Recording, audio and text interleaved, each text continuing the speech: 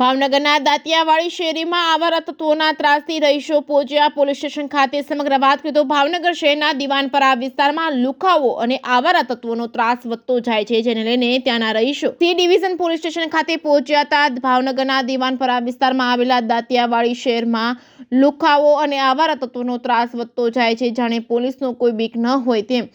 વિસ્તારમાં ખુલ્લેઆમ તલવારો લઈને ફરે છે અને તોડફોડ કરે છે। પાર્ક કરેલી ગાડીઓના તલવાર પથ્થર મારી તોડી રાખે છે, જેને લઈને ત્યાંના રહીશો પોલીસ સ્ટેશન ખાતે પહોંચ્યા હતા।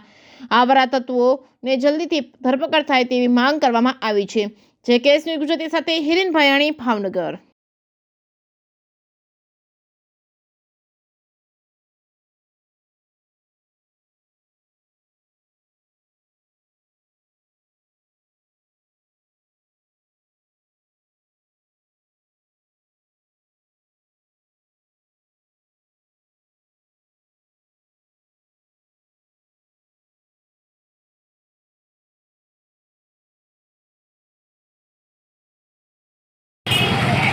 ફરીદા મોહમ્મદ જકરિયા દાંતિયાવાડી શેરીમાં અસામાજિક તત્વો અવારનવાર ખુલ્લી તલવારો લઈને ગાડીઓને નુકસાનો કરે છે। 4 વ્હીલ હોય તોડી નાખે છે તલવારોથી અને દરવાજા ઉપર પથ્થરમારો કરે છે, જેથી અમે કંટાળીને ત્યાંના દાંતિયાવાડી શેરીના રહીશો કંટાળીને સી ડિવિઝન પોલીસ સ્ટેશને ફરિયાદ કરવા ગયે આજ રોજ।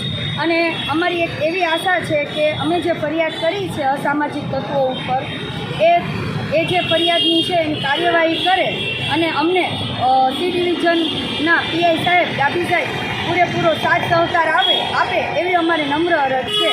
બેન, આ લુખ્ખા તત્વો કેટલા સમયથી આ રીતે આર્થિક શારીરિક અને માનસિક રીતે હેરાન કરે છે? લગભગ 2 મહિનાથી ખૂબ જ ત્રાસ છે। રાતના 12 વાગ્યાથી 3 વાગ્યા સુધી આખા દિવસ દરમિયાન બહેનો દીકરીઓ ઘરની બહાર નીકળી નથી શકતી।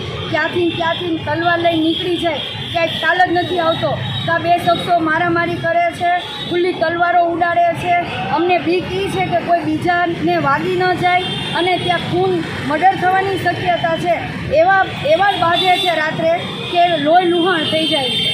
એટલે અમારી પીઆઈ સાહેબને એટલી જ વિનંતી છે કે ત્યાં કંઈક પોલીસ બેસાડે કે કોઈ કાર્યવાહી કરે કે જેથી કરીને આવા બનાવો ન બને।